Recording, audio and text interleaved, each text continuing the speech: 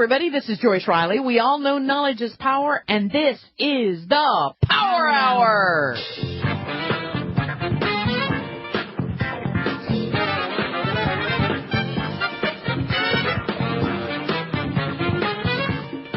Opinions expressed on this program are not necessarily those of the staff, management, or sponsors of the radio station, or Henry Kissinger, or Mr. Geithner, or Ben Bernanke, or any of the people that are controlling and giving away your money.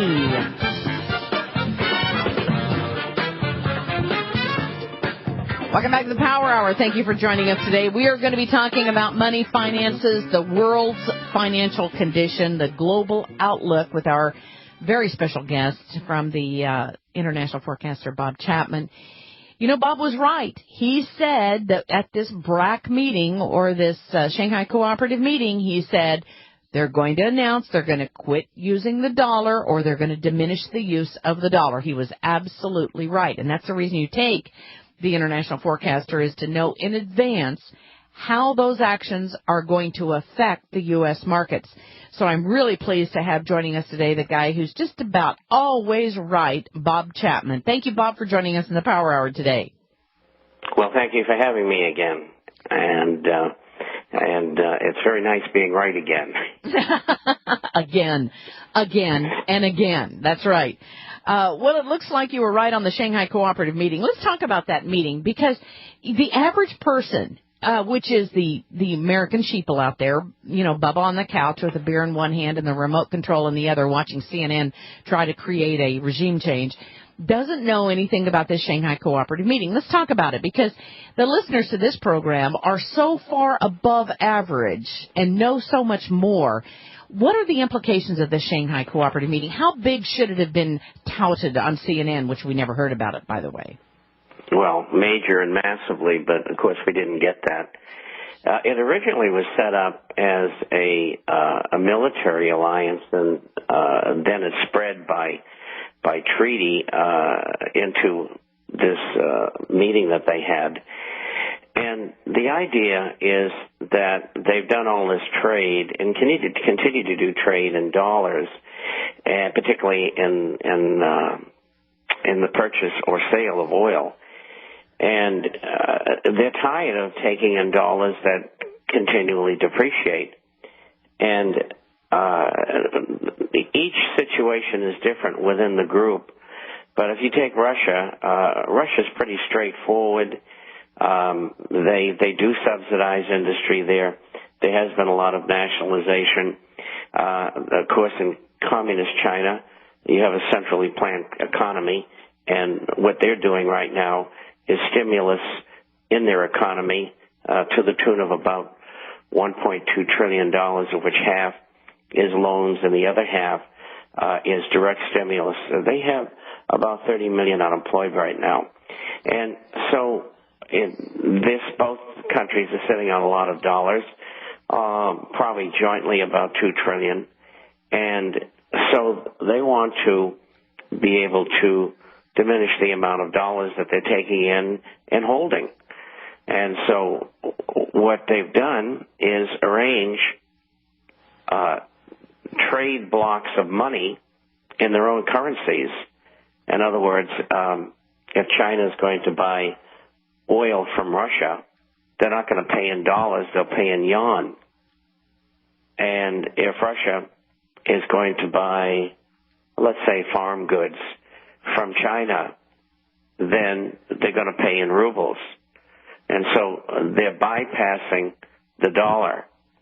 And this will grow throughout the world. Brazil is starting to do the same thing, in Venezuela, Iran, others. And this is why, or one of the reasons why, the government was overthrown and the country occupied in Iraq, because for about a year and a half, Saddam Hussein had been selling oil in other currencies, and that really upset the people who control the United States. And the reason it did is that the dollar is a world reserve currency, and its strength was based upon, more than anything else, the usage of the dollar as a petrocurrency. Well, on a scale of 1 to 10, though, how important do you think this movement was away from the dollar, and how important do you think the Shanghai Cooperative meeting was, and the fact that the United States was not allowed to attend? But, of course, CNN made it look like, oh, but the president's going to go have a private meeting with Medvedev shortly. It's an 8 or a 9, and really? it will lead to the demise of the dollar as a reserve currency. And I noticed that Russia said the other day, look, as you know, China and us, we want to use the SDR, which is a special a drawing right that was created by the UN. And this SDR is not backed by anything. They just created it out of thin air. Yeah, explain SDR to the listeners. What's that? Explain the SDR to the listeners. Well, it is another form of currency concocted by the the IMF, which has been around since the early 60s. They tried using it to an extent during the late 1960s. It was very unsuccessful. And that was a prelude to because they knew what was going to happen, the U.S. government coming off the gold standard on August the 15th, 1971. But even at that, the SDR never found a home for itself, so to speak. So the special drawing rights were never used for years. And because nothing else exists, then the Chinese and the Russians in particular said, look, let's use the SDR. And then Russia pipes in the other day and says, well, it's going to be backed by gold. And so they think that a gold backing on the SDR would give it legitimacy. It all depends on how much gold they put behind it. Mm-hmm. If they put 15%, it might give it legitimacy. But where's the gold going to come from? I mean, the Chinese and the Russians are accumulating gold. Do they really want to move some of it over to the IMF? I don't know. But I do know the easy solution to all of this. You've got top 20 currencies. You could use them as a basket. You've got the top 10 currencies. You could use them, and that's probably an easier way to do it. So you use the top 10 currencies, put them in a basket, and you have an index, which changes 24 hours a day. The problem is it's still not going to be acceptable because none of the players within the basket, with the exception of the euro, have any gold backing.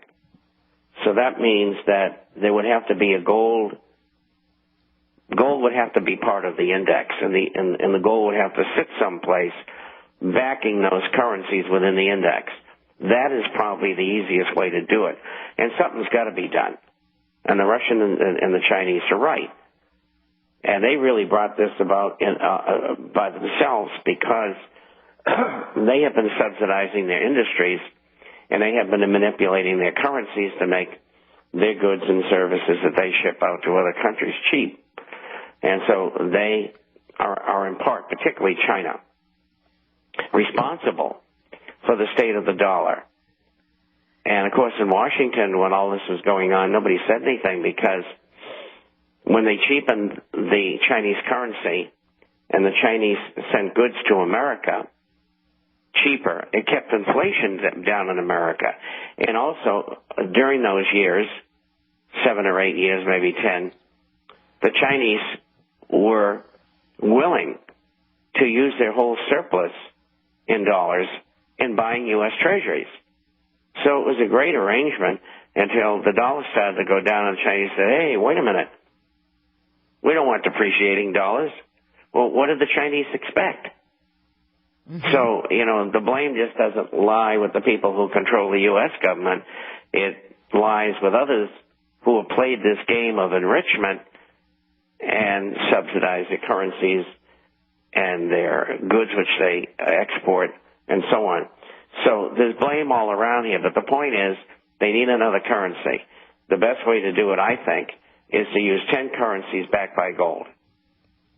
Interesting. Jim Motika sent me some information that China wanting to be the leader of the world, which I don't think we question right now at all. But can you foresee, though, the time that we might have Chinese as a second language or English as a second language in this country. Can you see a time in which China might own and control much of the United States? Not really.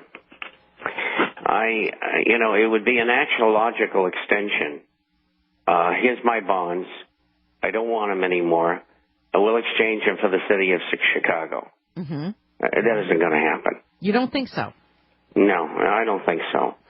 Then the illuminists behind the U.S. government would not be in control anymore.